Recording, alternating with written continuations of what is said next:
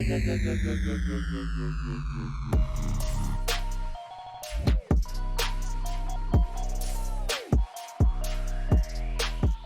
again, appreciate you coming on. This is awesome to have you on. I've been following CGC obviously for since the inception. And for those of you that don't know, this is Matt Quinn. He's the lead grader, head senior grader at CGC Trading Cards. I don't know if you have an additional role. I'll let you introduce yourself, but I know for sure you're the senior grader at CGC Trading Cards, new celebrity from Pawn Stars. Yeah, we'll it was get fun, into it. I have, yeah. Yeah, so this again is just my podcast, getting to know people who collect things and just to see where they came up through collecting and kind of their journey through it. And of course, because we have you on, we're going to jump into some actual CGC type questions toward the end. So go ahead and introduce yourself, Matt, to the people who might not know who you are. Sure, I appreciate the introduction. Thank you. But yes, again, my name is Matthew Quinn. I am the senior grading finalizer at CGC Trading Cards. I've been with the Certified Collectibles Group for just over 3 years now. And it's quite the company, quite a good management team, leadership team. They have great vision for the future for collectibles. They think very long term. They want to see continued growth in the market. And they're not afraid to pull the right levers to make collectors happy, to give a product that's unparalleled, compared to other brands. For myself personally, Magic the Gathering was my jump off. When I was in sixth grade, it was all the rage in school. Everyone had their revised cards, and fortunately, being on the East Coast, all the good stuff, unlimited and before, was all West Coast. So, Yeah. but I grew up in a small town in New Hampshire, but we had our card store, so I went there. I bought Magic cards, was trading, dual lands for craw worms, and happy about it.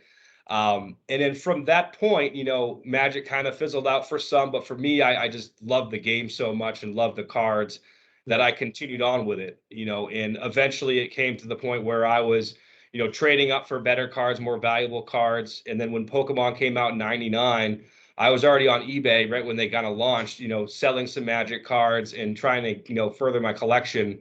And I used Pokemon as kind of a jump off to use that as a catalyst to make money to fuel my Magic collecting interests.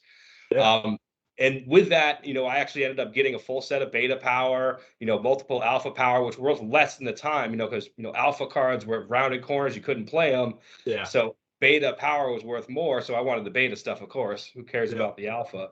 And it all culminated to high school came around and I was like, oh, Magic cards are great, but a motorcycle would be way better. So I sold them all for a motorcycle.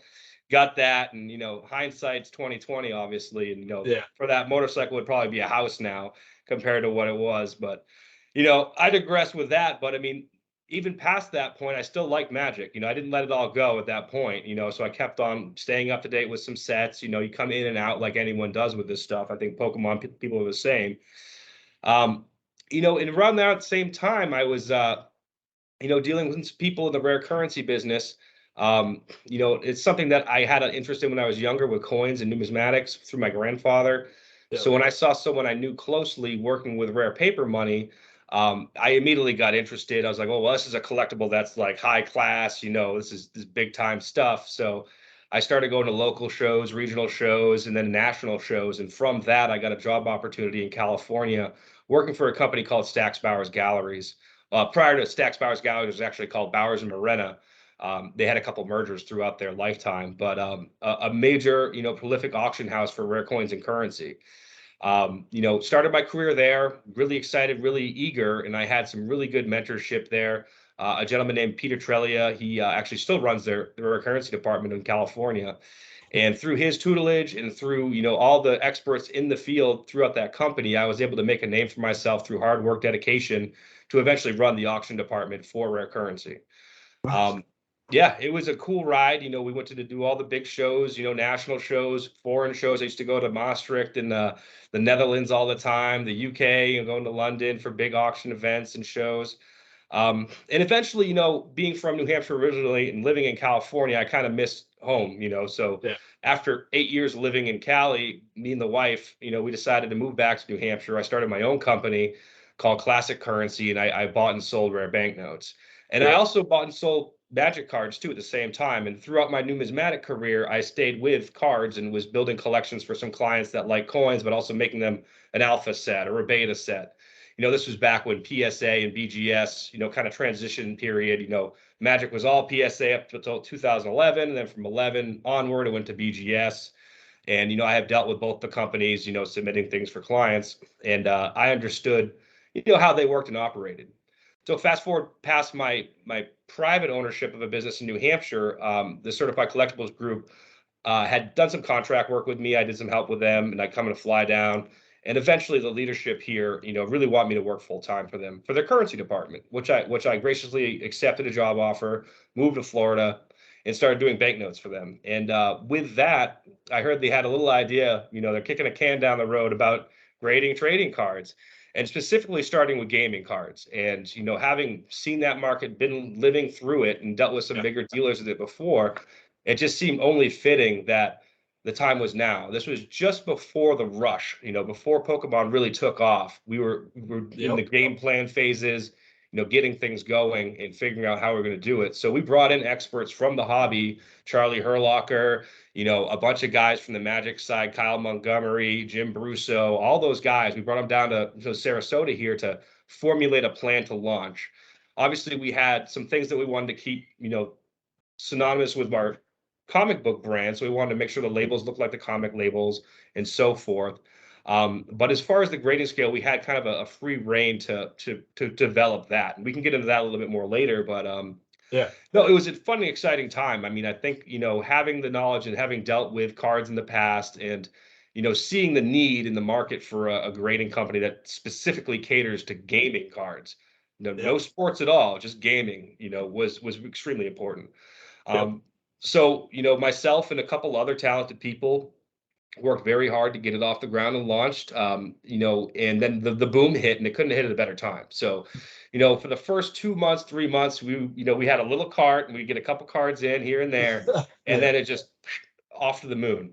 And the good thing about this company is they didn't just sit there and say, oh, let's just develop a backlog, which did happen, unfortunately, but we were rampant in training. We got to the point where we had an actual classroom style setting where people would not be making our company any money for 4 months straight while they were just learning how to grade.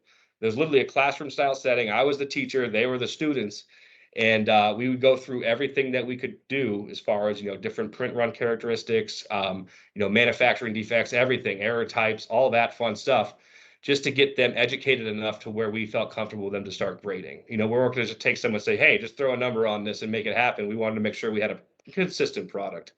Been a great ride though. I mean, it's a fun, exciting thing. I think all of my employees are passionate.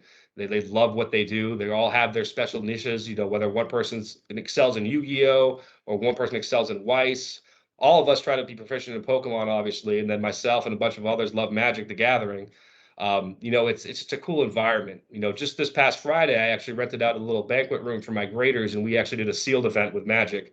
So we got some Kanza here and some Core 15, and did a sealed event with the graders. And then, everyone who won, we graded a card from everyone's deck, and, just something to make the people feel special and enjoyable and having a good environment. Oh yeah, that's awesome, man. That's quite the journey. Like Yeah. starting with, pretty much gone through all of it. Have you ever, like, other collectibles besides the rare currency and trading cards? Have you dabbled in much anything else, or has that kind of been the main focus? Well, for as far as my professional career goes, rare currency for sure. I probably wrote over, I don't know, a couple hundred auction catalogs worth, hundreds of millions of dollars worth of value. So currency is like the big thing that I used to be known for, but I've kind of pushed that aside for trading cards. And then other than that, rare coins, I know enough to be dangerous. Just having been around all that, amazing talent in the industry, either with the company in California, Stax Bowers, or here with NGC, who do coins, there's just so many people that, it just kind of rubs off on you when you're talking with them. Or if there's a cool article, if they have a cool thing in house, it's pretty impressive. Like I held personally the $1794, which is the first silver dollar struck by the United States government. I think it sold at auction once for 10 million in our sale. And then I think it just traded hands again recently for 13 million through a company called Great Collections out in California. And I mean, I've held, some of the biggest numismatic rarities anyone could ever think of. Great relationships with the Smithsonian, with the U.S. Mint, with the Bureau of Engraving and Printing. It's just a fascinating side of it as far as numismatics is concerned. But for comics, I know a little bit about comics, but I wouldn't say I'm an expert by any means.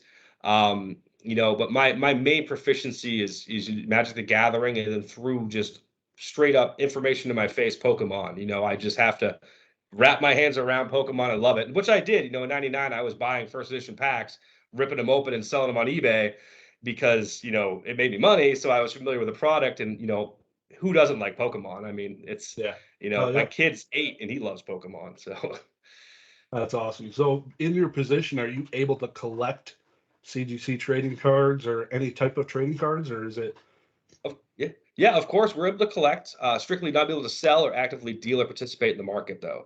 Yeah. So, we can buy cards for our collection and formulate a nice collection. Like for me, I collect, certain styles of Magic the Gathering. I have a couple global sets I collect. I collect full art trainers for Pokemon because they're pretty. And then also, I collect old esoteric and oddity things like playtest Magic the Gathering and, artist proofs, things like that.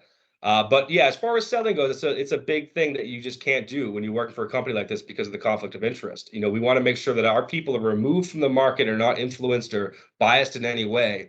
Myself having been in the collectibles market for so long, I'm able to disconnect myself and do interviews with people like yourself and talk freely about it, which I think the public wants to see. They want to hear, well, what's going on in the grading company? I understand a lot of people, it should be shut out. No one should ever hear from them at all. It should be a dark room in a cave somewhere. But these are people too here handling your stuff. It's not just like some gremlin in a hole grading cards. These are real people that love this stuff. And there are avenues if we wanted to buy a house or something, we can get approval from upper management, go through the proper channels to sell it, usually a major auction or something like that. It's all going to be documented and approved by senior leadership to make that happen. But like I said, collecting is something that everyone in this company likes to do, and that's why they work here. Yep. So is there a limit to the do they got to pass the eye test in order to grade cards? Yeah. Like a driver's ed thing, right? So same It's for concept. sure. It's not for everyone. I mean, because the number one thing is consistency, right? I mean, so if you can grade consistently and accurately, then you're probably going to do pretty well. But some people just don't have that level of laser focus, so to speak, to stay in the right zone. They'll be grading, and also something will distract them. They'll come back, and their line will change a little bit. The consistency is paramount. Like, okay, if you grade a binder ding this way one day, it should be the same 2 weeks later. Or if there's, a little bit of fluff on an edge and you're like, oh, that's just manufactured fluff. It's away from the ink line. That's not affecting a grade. But then the next day you're like, oh, 8.5 edge, that's not going to fly. So, through that program, the classroom setting I was talking about, we actually have tests we give the graders, on subgrade logic, on the actual card grades themselves, as far as catching inked cards, catching altered cards, rebacks, et cetera, the whole gambit. Our success rate was probably about 60% of the people that took the class were able to pass it. So it's definitely far from, 100, that's for sure. Yeah. But people get pretty motivated when they get in the setting, and usually people can rise to the occasion and do it. But again, it's not for everyone. Yeah. Yeah. Is there a turnover, like how many cards people usually grade in a day? Is it as many as you can? No, but pretty much, yeah. Yeah, exactly. But we don't want people to go too fast. We always tell people to grade within their limit and how they're comfortable. So, I mean, a lot of different graders will have different totals they hit, but there's not one specific number for anyone. Like if grader X can grade 700 a day and do it perfectly, great. If grader B can only do 200 a day, he does it perfectly, great. We're not gonna hold them over the fire and say you have to hit this number. We have metrics that we use to make sure that people are doing it efficiently and they're using their time appropriately, and that's all we're asking for, as long as you're using your time appropriately. Yeah. So me personally, I'm a huge fan of the labels, the comic books, the trading cards. I'm hoping the video games have the same label. That would be awesome. I am a video game collector also, and the WADA labels they're okay. I don't know, they come with some tears in them sometimes because the way they bend them. So Sure. I think it'll be really clean. If CGC, I'm hoping, and likely they will have the same label. So I've seen prototypes. Yeah. They look good. You're gonna like it. Oh yeah. Yeah, I'm hoping sometime this year we see something, but they keep kicking the can down the road. So we'll see. It's can't perfect everything, right? So give it time. Well, like you said, you can't perfect anything, but that's the good thing about this company is that they try to off the get. There's going to be some things that are going to go wanting, but they're going to try to make it as presentable and as appealing to people when it launches. And I have good faith. I've seen the progress they've made. Obviously, I know a little bit about video games. I have some friends that are just huge into video games, but as far as intimate knowledge, I don't really have much. All I know is all the ones I played when I was a kid are worth millions of dollars now. If they were Yeah. never opened, and I just stared at it on a shelf. But no, I think you'll be happy with the product. As soon as I can get some ideas of when it's going to come out, maybe I can let you know, and maybe you can even interview Matt McClellan, who heads up our CGC video games department as well. Yeah, that'd be cool. Yeah, I'm a big fan of. There's a bunch of really good, popular YouTubers for video games. And I'll just give him a plug. Get the Greg Games. So he's a really good guy. So I think he did interview Matt recently. Oh, did he? Oh, okay, perfect. I think he might have, but yeah, he's yeah, awesome company. So really enjoying that. So you're like the auction houses we had kind of touched on a little bit. You could purchase cards, so you can go to PWCC, Heritage, all these other companies you could purchase. You just can't enlist cards there, right? Correct, exactly. When it comes to purchasing cards, we like to have a collector's interest in heart. Like I'll kind of get to know all my graders and things and be like, hey, what's your collecting interest? Especially if they have, deep enough pockets where they're going to be buying a tons of stuff. So I want to know their activity and know what they're doing. But yeah, we're pretty buttoned down as far as, the active buying and selling. We don't want people buying stuff every day. Like, okay, I want to go buy this. Okay, go for it. We like to be kept apprised of things that are going on. Yeah. So just to give some people some into my brain, kind of where I'm at. So I was probably one of the bigger critics of CGC because I am heavily invested into them. Sure. I have a lot of them. I'm heavily invested into them. Started with them kind of in the very beginning, but I'm also probably one of their biggest fans. So Sure. the new story that came out, the PWCC agreement, they call it an agreement, Yes. is pretty awesome. I see a really good utility for a bunch of people.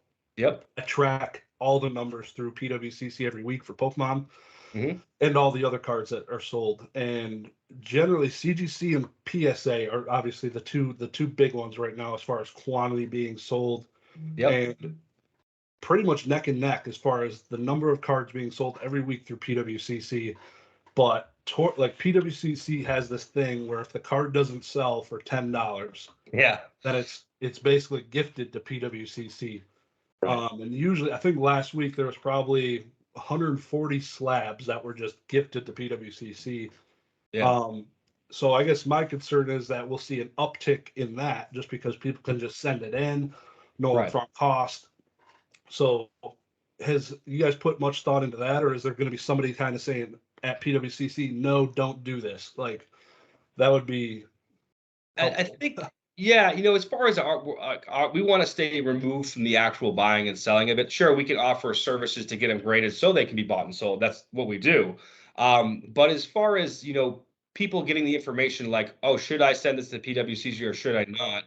That's where I think the dealer community needs to step up and basically, okay, ask a dealer, say, hey, I have these cards. Do you think it would make sense for me to sell it through PWCC or do their research, so to speak? That's the one big thing about, the numismatic side of things and the card market is I always say the numismatic side is very polished. There's resources, references, well-published articles about basically anything you can think of. There's price lists, price sheets that are updated weekly.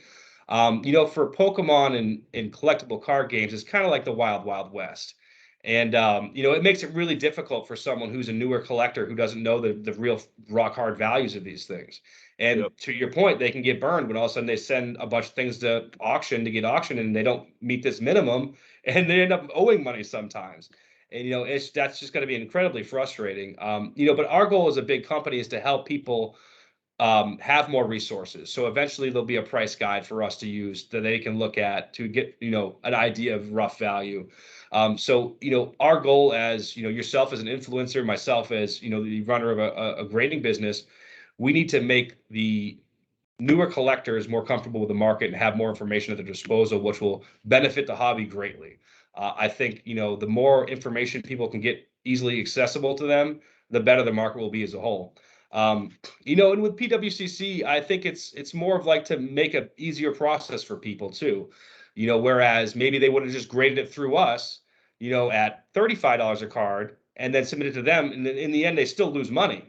So the money's it's a bad thing either way for them. But with this new deal with PWCC, maybe they only lose a little bit less instead of the more they would have had if they had to send it to us, shipping, everything else, ship back to PWCC, all the whole rigmarole. So we're just trying to streamline a process to make it more liquidable, the material more liquid for people, so to speak. Yeah.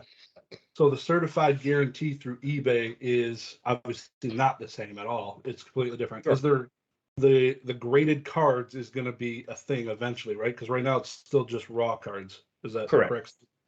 Yeah, So, I think there is a plan to incorporate graded cards in the future, and basically that is just going to be thwarting counterfeit holders is the biggest thing, or holders that have been tampered with, and things of that nature. I mean, because it's not a rampant issue, but it could quickly become a rampant issue, and if we're ahead of it, then it'll help out things.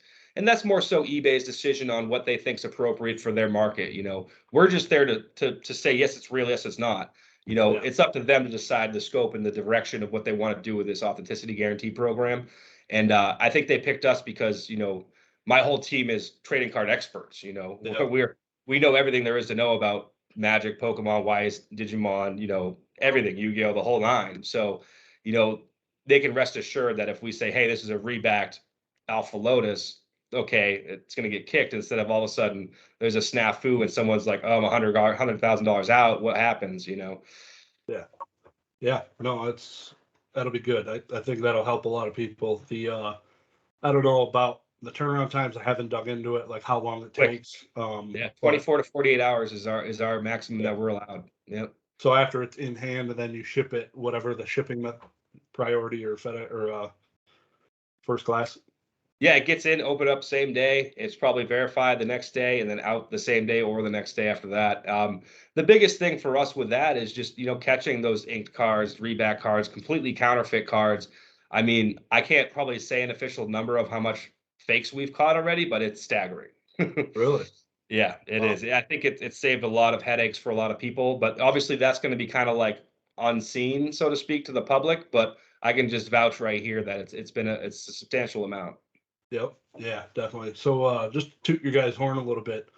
Sure. Top reports, registry, Yu-Gi-Oh, whole bunch of stuff dropped probably in the last month. And I did a video. I was like, oh, they did Yu-Gi-Oh now. Finally, I've been waiting for this forever. And I don't think anything else is going to come out of CGC for a while. So this might be my last video.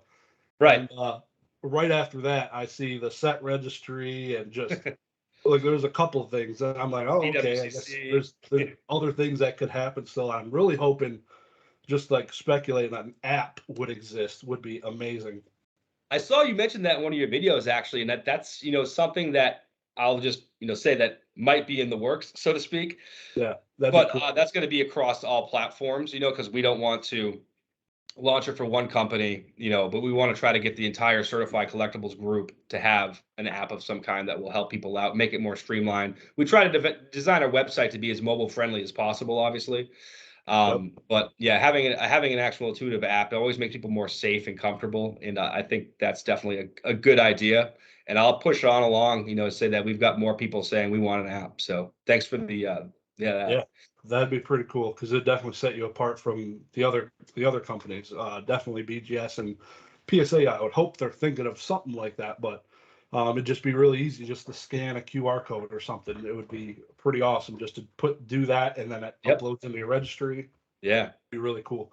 Well, I mean, I like to that point, the whole idea of having AI integrated and eventually just like, oh, you want to build a pop report, just hold your camera app over your picture, your card, and just let's go, So, I mean, we continually want to keep pushing the envelope for technology and things like that. We really want to make sure that we're always doing something new and something fresh. You'd be surprised. I think hopefully someday, I can get you to come down for a quick tour, and just see the building. I think you'd be very impressed to see, everything that we have at our disposal down here. Yeah. Yeah.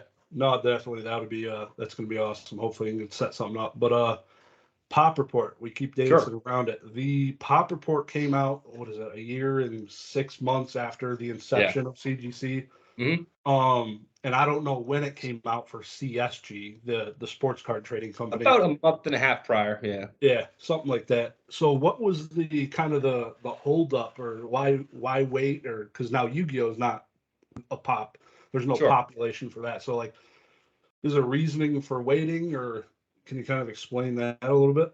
Sure, yeah. So the biggest thing that delayed it was just the database. We had to make sure the database was sorted correctly prior to the pop report. There was no way to make the data appear chronologically, things like that. Make sure everything's all cleaned up within the pop report. Like if there's something amiss, like an order got canceled for whatever reason, but it shows up in the pop report for something.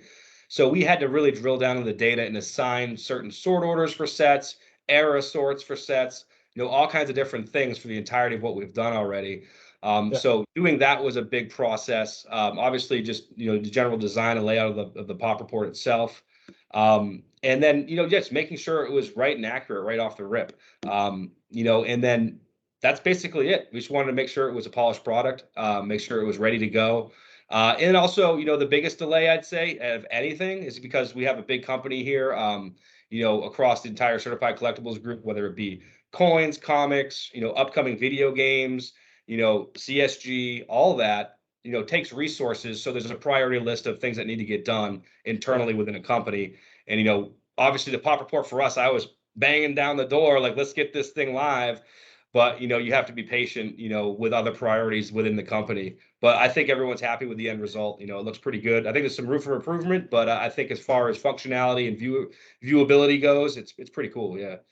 Oh yeah, it's very clean, 21st century for sure. It's Yeah.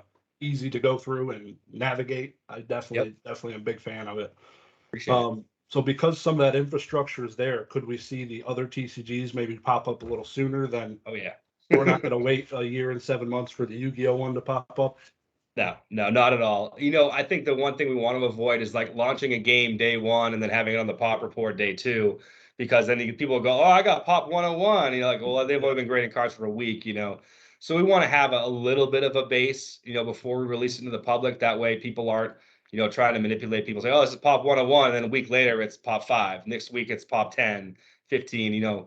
We want to kind of hit, a certain buffer where it's not as dramatic when one card gets added to the pop of like a really popular card, you Yeah. know.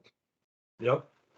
The so talking about that, the pop report, now the registry came out like 2 weeks after that or Sure. so, rough estimate. I've never used a registry until your guys's came out. I have Okay. never populated my PSA stuff into a registry. Never saw the reason to. Sure. I did it on yours just to kind of see what the hell it was, Yeah. and it was pretty cool. I don't fully understand. If you could kind of explain it, what the point system is like. Is there different points for higher grades, or is it kind of just a dart at the wall? Yeah. I'm confused. Yeah. So I mean, it kind of plays off the data we've used for our other collectibles like coins and currency and all those other things have had registries for a long time. The pop or the registry data is based off of an internal pricing code that we kind of assign to things. So like a first ed Zard is going to be worth more than a first ed Chansey, that kind of deal. And then from that, the grade will assign more weight to the point system beyond Gotcha. that. So, and to that point too, as well, is like the registry is a lot less, I wouldn't say it's not polished, but it's just got a lot more room to grow, so to Yeah. speak, from its inception. I think just letting people get stuff into this registry and get things going is a big plus. But we're going to slowly add more cool sets in there, like global sets for Magic collectors, where they can collect one of every language. I mean, I'm sure people do it with Pokemon as well. Like you want to get a French, German, Korean, Chinese Charizard, all the different versions. So we'll have some really cool sets, and people actually submit ideas for what sets they want to do as well. Like, okay, I want to just do hollows from all the WotC era. That's it. Okay, so WotC hollow set. People could do that. So I mean, the idea and the collection possibilities are endless with the registry.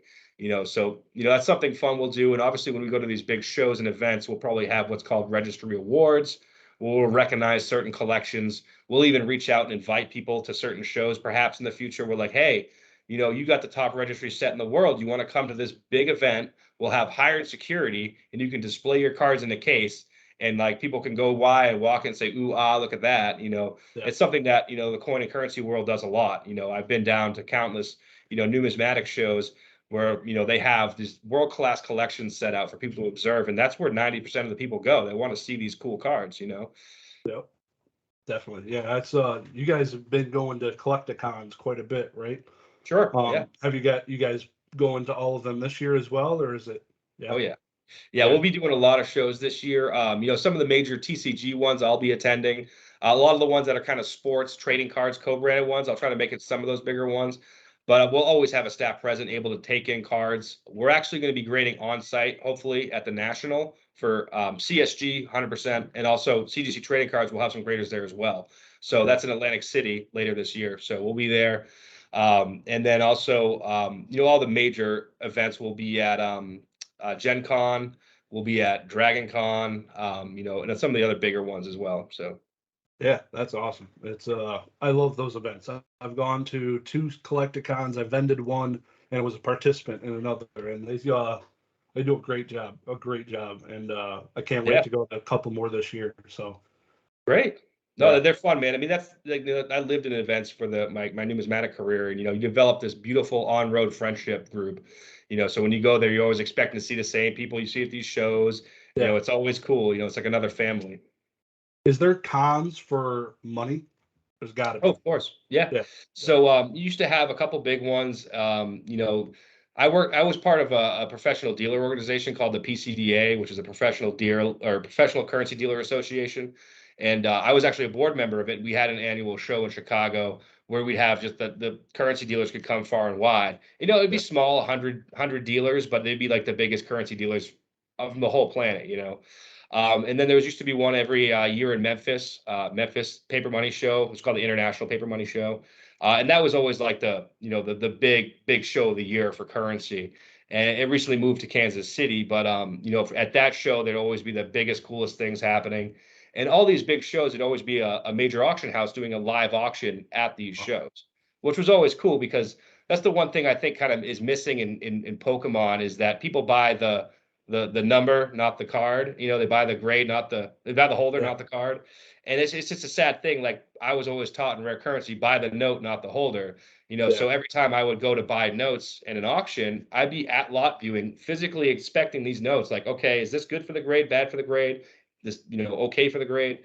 And that's something that it's hard to do with Pokemon because the price limit per item is a lot lower. But there are big enough rarities that people should look at these things in person or have a dealer look at them for them. So, you'd have, a collector would just hire a dealer to be, hey, you're my agent.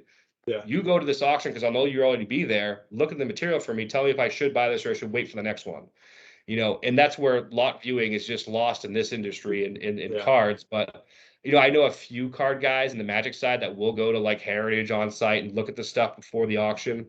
And, sometimes they can make a killing, because they could find, a certain cert range from some company and say, hey, this is graded weak. This whole cert range was graded really hard. And they'll look at it like, oh, this is an upgrade. They'll buy the card, crack it out, send it back in, and bam, yeah, upgrade. And that's the difference between currency and cards too, is currency all has serial numbers. So every time a piece of currency gets resubmitted, the serial number says, hey, we've seen this before because yep, it's been entered in.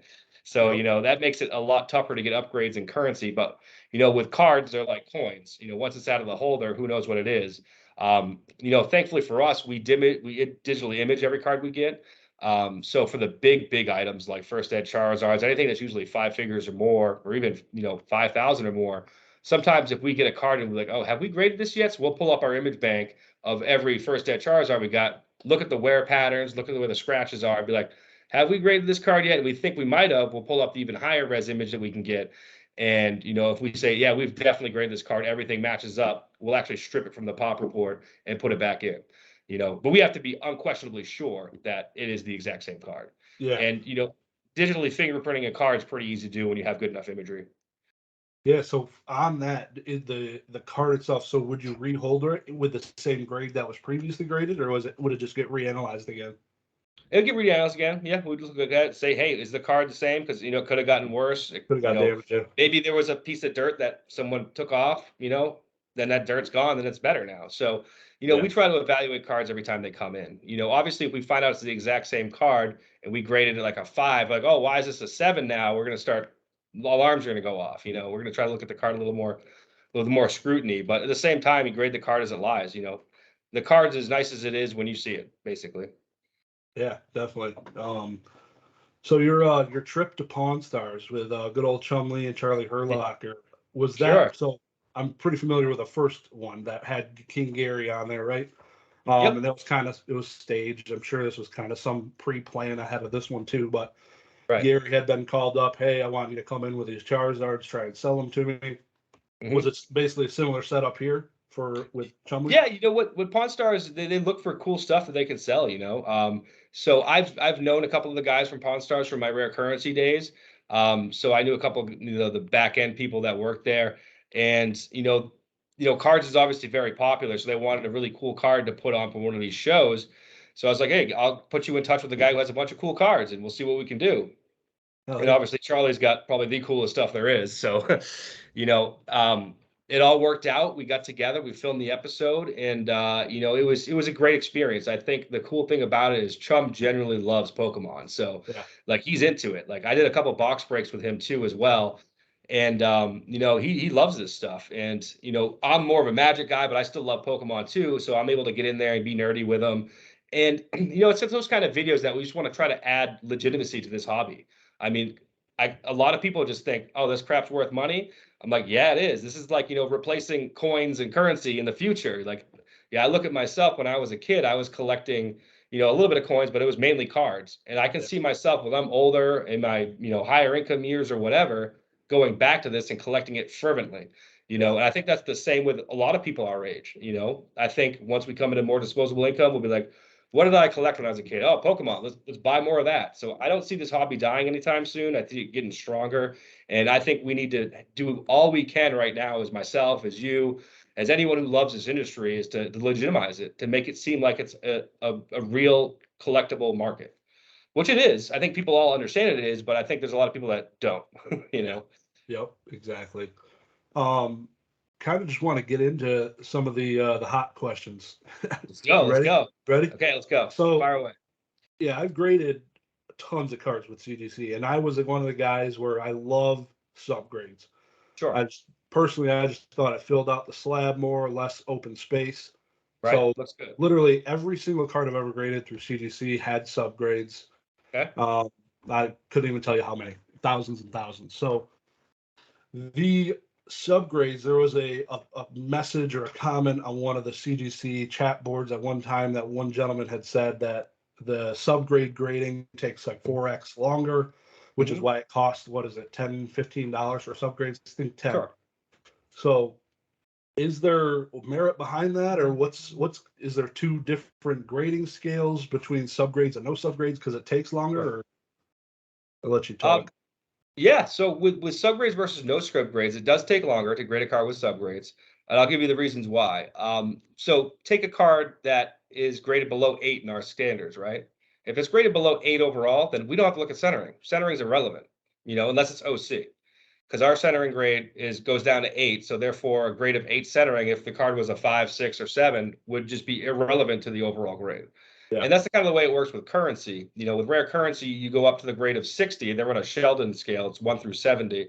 So you go up to 60. Before 60, centering is basically irrelevant with currency. And then from 60 to 70, centering starts playing a factor, whether it's gem, whether it's superb gem, or whether it's, 70 uncirculated. So it's kind of the same approach here with cards, is that if it's a played card with a crease or whatever else, we don't look at centering. And then at the same point, um, let's say if the centering is really bad, like 8-5 or 8, then that's going to be the ultimate limiting factor on an otherwise gem mint card, or the card that's just yeah, flawless. So if it's yeah, got no problems on it at all, like, okay, so this card's a perfect 10, but the centering's at 8-5, it's a 9. So now you don't have to worry about the other subgrades. Whereas if you're grading with subgrades, now you have to go through, okay, this corner is a 9-5, this edge is a 10, the surface is a 9-5. So you have to make sure you're detailed in the rest of it. Whereas whether it's a 9-5 or 10 edge, it doesn't matter because we're not writing the subgrades down. So there's little shortcuts you can take for our graders to make it more speedy with cards without subgrades. yeah. But the majority of the time, yeah, we're grading with subgrades in our mind too when we're grading no subgrade material. Because they will ultimately determine the final grade.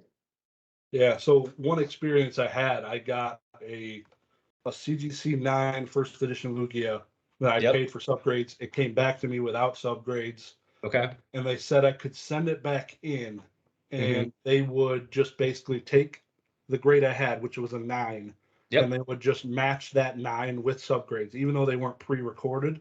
Sure. So I don't know. It just kind of, because they're kind of then dictated by the 9, it was kind of rubbed me the wrong way a little bit. Right.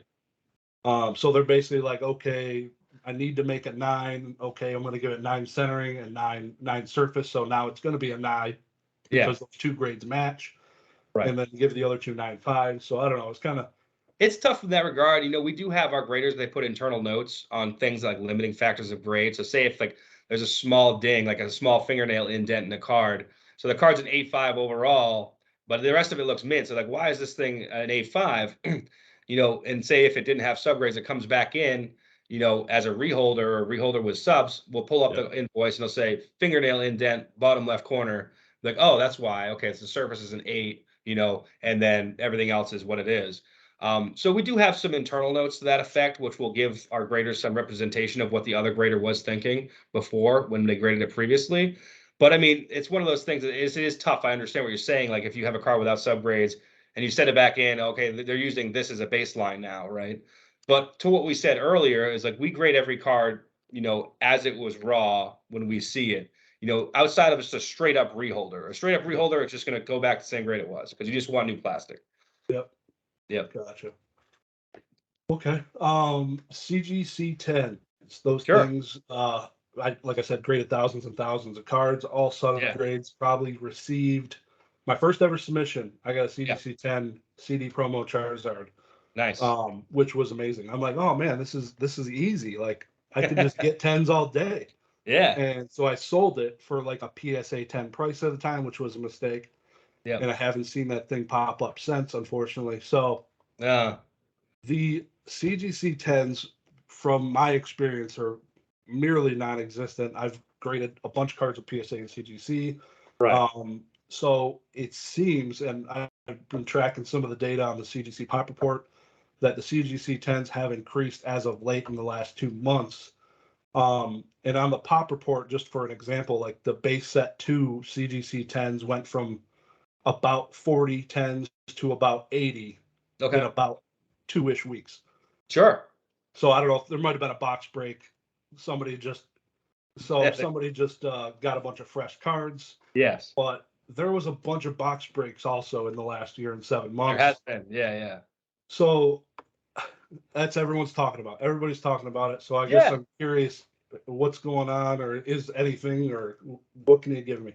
So I'll give you some multiple things on that front, I guess. So, as far as like modern cards and things like that, I mean, I guess we both can agree like Battle Styles, Vivid Voltage, some of those sets, the quality was just horrendous from the factory, like just bad. The more recent sets, the quality's been a little bit better, which is nice. I've actually toured the Pokemon printing facility in North Carolina. I've been there experiencing their printing procedures and their processes. And they actually have new equipment that's making the cards better. So happy to see that. That's good to know. Also, to your point, the box breaks. I'm not sure if you follow Whatnot at all much, but a lot of people have been opening up a lot of product and grading it with us on Whatnot, which is great because we get to see really exciting fresh cards, pack fresh cards. Like you mentioned, the base set 2 box. I mean, I don't want to give away anything, but we might or might not have graded a couple awesome, all base set 2 invoices, so seeing this pack fresh stuff is exciting. And I think, as the up and coming grading company, we're trying to forge our way to the top and trying to win people's, passion and, excitement for our brand. You're going to have to go through these trials and tribulations of not getting the good product in. I would say that, as far as just packed fresh material that's been submitted to us versus another company, I think that the proportion of quality of cards being submitted, maybe it's changing now. I think because we're getting a lot more of a head of steam and people are understanding just what we can deliver as a service. But I think as we started, we didn't see the kind of quality material as other people saw. So that's one contributing factor. And obviously, all of my graders are humans. We want to evolve and get better as graders. We want to learn more. We want to grow more. So, there was a couple different things when we first started. We had the big push. We had a huge backlog. So we were training graders fast and furious, trying to get people in here, get through that backlog, get people their cards back, which is, something everyone wants their cards back. So I think continual education and training of our graders has improved that too. So I would say, a multiple of things is probably contributing to what you're seeing right now. I don't think there's any one thing like all of a sudden, hey, we're going to start grading lighter. That didn't really happen. I think it's just people getting more informed, getting better material in, a whole bevy of things of that nature. Yeah. So it just the timing with the Yeah. CSG announcement was Yeah. it's in everybody's heads, right? CSG made the announcement. Right. They're gonna like I had submitted handful of my 9.5s to get just converted into 10s, which is awesome. So Yeah, like I would say, aside from that what was it, the Skyridge Charizard, the Crystal Charizard that I think I've seen fly around the internet, which we can talk about if you'd like. But I challenge you to find a 10 that we've rated that's not worthy. I agree. Yeah. Yeah. Yeah. Go ahead. I was gonna say, like, on that, like I've asked people in my chats, like while I'm doing PWCC lives or something, I'm like, Yeah. there's more 10s, but I tell you what, man, if you show me a CGC 10 that's got a decent amount of whitening on it, like, Yeah. show it to me because I want to see Right. it. I haven't really seen it. Yeah. I know there's probably maybe a couple out there. We're all humans, like you said, but Of course. is there on that, like that Crystal Charizard, the centering Sure. was Yeah. 70-30, 60-40, whatever it was. Yeah, And on the front. I think the centering of 10. Mhm. Is there, like, what's the whole talk behind that, I guess? Yeah, so with the crystal any kind of E-rater card, right? The centering is kind of ambiguous, right? So you have the top edge and the right edge, and those are the ones you kind of look at. And then the left and the bottom is kind of like, okay, where does it go from here? So with those cards, the back centering kind of plays a more of an important role with us because that's the one side with 4 defined borders. And if you look at the back of that card, it is perfect, 50-50 top to bottom, left to right. Absolutely stunning. So I'd say that we give those cards maybe a little bit more leeway because they're kind of more nebulous in their centering. But yeah, that's the explanation I can give you for that card. Yeah, I have a CGC 9.5 Expedition Charizard that Sure. has similar centering, so I had expected like what I I had seen. checked the back out. Yeah. Yeah, so it's like line for line, kind of with what I saw. That it wasn't a 10 centering, but it was Close. decent. Yeah, it was like a 9.5 or something. So Cool. yeah, that's pretty interesting. Never saw, I guess, people dig into the back of the card. So what on an average card, Yeah. not an e-reader card, how much weight does the back have? It's going to be a lot less. Exactly. Like there's certain cards that with the back will play a lot more of a role, like if they don't have defined borders. But yeah, the back is definitely going to be weighted significantly less than the front. I'm not going to get into specifics or anything like that, but in generally, if the front's like picture frame perfect, the back can be off a little bit. Yeah. Mhm. Gotcha. Yeah, that's what I've just been accustomed to is that type of Right. yeah, so that's great. The turnaround times have been drastically improving. I submitted an economy submission recently, and I feel like I think my card just got charged a week later. Yep. So that means it's moving pretty good. So that's great to see. Right. Is there, you might not be able to answer this, but with the turnaround times dropping, is there price decreases in the near future? Or is it kind of just run it as it is? Well, I would say to that point, like if you check our pop report on a weekly basis and you can extrapolate how many cards we're grading, I won't say the number, but I'll let you guys look it up and talk about it. But we're grading a lot of cards, Yep. and that's just trading cards. It's not including sports or anything else. Yep. And to that effect, just seeing how much we can turn out on a weekly basis accurately, consistently.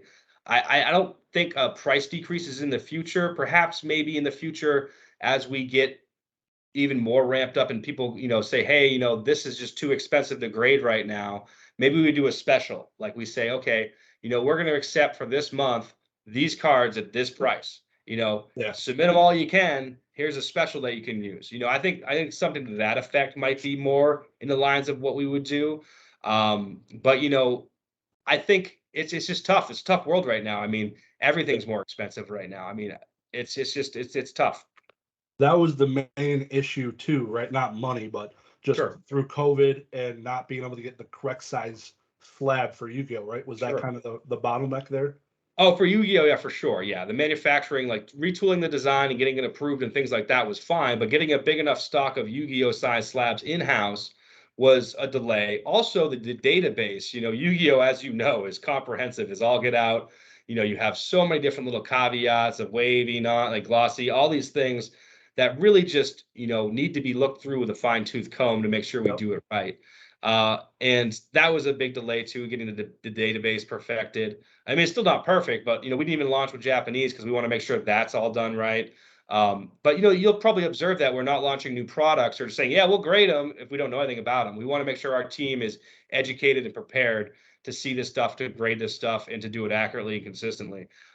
There is a big announcement. Hopefully, it might be up already by the time you post this video, but I can just tell you right now. But we'll be launching tops tomorrow. So, Tops, awesome. yep.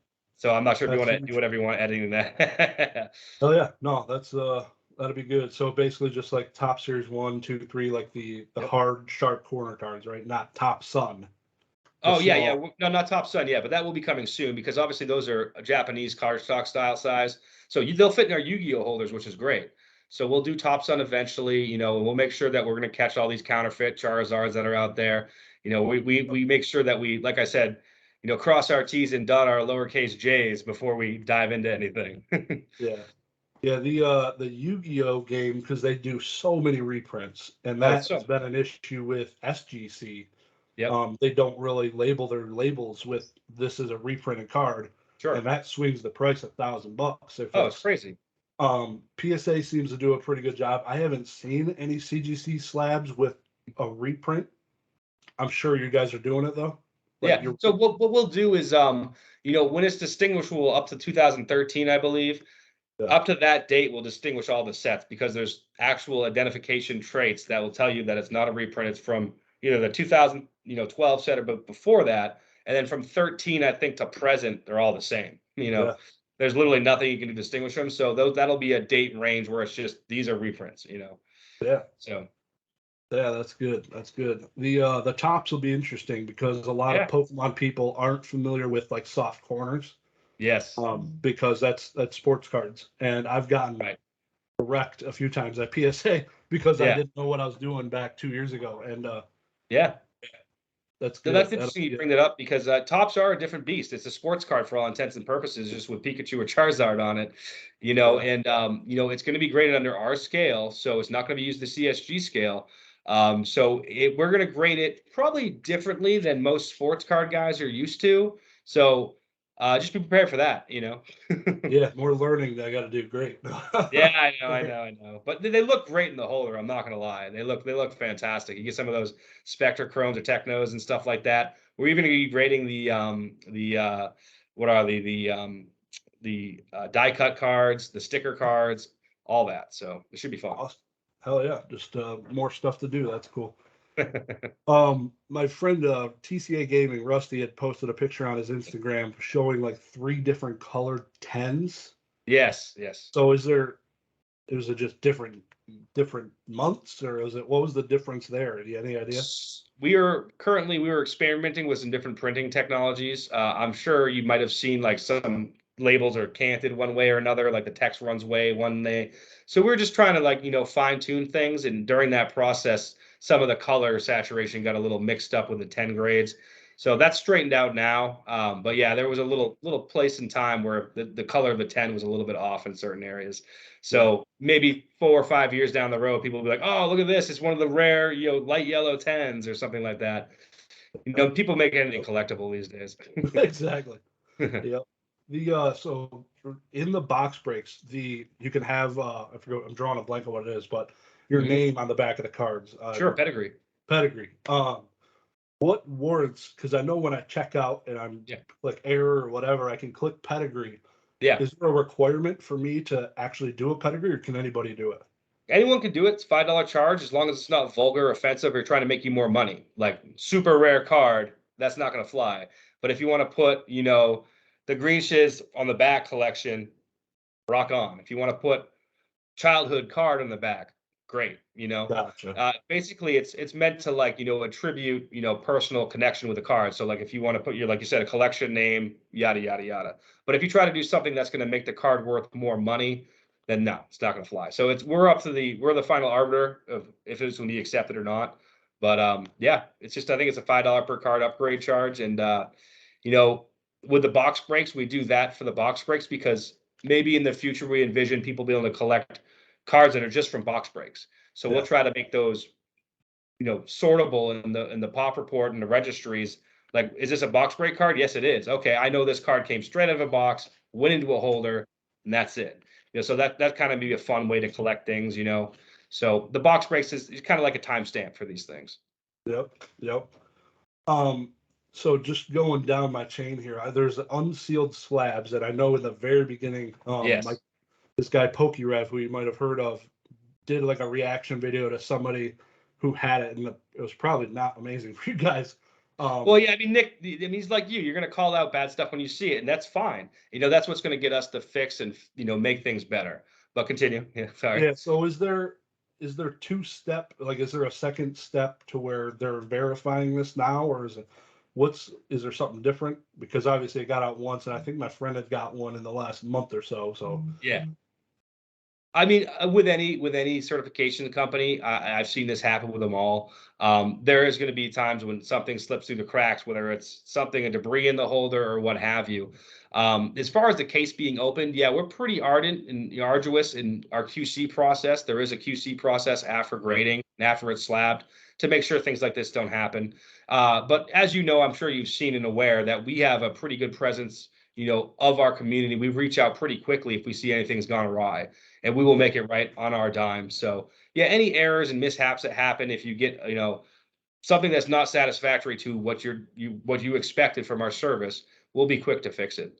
yeah, my personal customer service experience with CGC has been pretty good. Good. I know it's a pain sometimes with PSA because you got to call in at 8 a.m., get put on a line. Oh man. And so definitely through emails and other avenues, it's been pretty good so far. Can't complain about that. Totally, honestly, looking forward to doing further business with CGC. Like I Yep. said, I just submitted an economy level, kind of testing you guys to see if I get some tens on my cards. Yeah. We'll see. We'll see what happens. This is the first No time I've problem. I ever mean, sub I card. think you know how to grade pretty good, man. I seen you scrutinize things, look at edges and centering. I think you got what it takes, man. When you come down here, maybe I'll give you a little grading test and see how you That'd, do. that'd be awesome. Yeah, that'd be cool. Put me to the test for sure. And yeah, I think I have pretty good idea of what I'm looking at. So Sure. looking forward to getting those cards back. That's my first ever submission without subgrades. Kind of Okay. just to play that game to see Sure. what's going on. And they're like $2 cards, so you're not gonna compare the pictures to Yeah. see. Yeah. So And that's that's the good. thing. I mean, grading gets a really big rap. Like, okay, what are these graders doing? They must be all nefarious. We're just grading cards, man. Like all of us are out back there. We don't see anyone or who it's from or anything like that. It comes to a box, just has a number on it, and we grade it. We don't see anything about who owns it, where it came from, anything else. It's just all cardboard to us. It's cardboard that we love, but we just grade it, man. And it's a fun. It really takes seeing the environment to really appreciate what goes on here, which is Yeah. cool.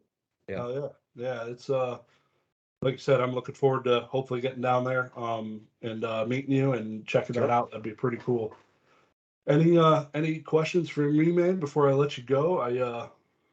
No, I'm I open mean, I book. think I just want to compliment you again on, just putting together honest content, asking tough questions. We don't mind answering them. It's one of those things where that's what the hobby needs, is they need this transparency, this clearness. Just, okay, so I hear all this stuff about CGC. Like I'm happy doing an interview with yourself, whoever, just to set the record straight on some stuff, and give you kind of an inside look of what we do here. I mean, obviously you like all different kinds of collectibles, and I think that your presence in the market will be a more increasing one, and getting people the right information. And I think that's all that's matter, is we want people to have the correct information. We don't want to have, people talking about things that they don't know about. I'd rather them learn, be educated, and then relay that information to newer collectors. And that's how the hobby grows. Yeah, definitely. So hoping to see CGC grow, continue grow. I'm glad we have a dedicated company to trading cards, Yu-Gi-Oh, Pokemon. I love the labels. You have no abbreviations for the most part. Sure.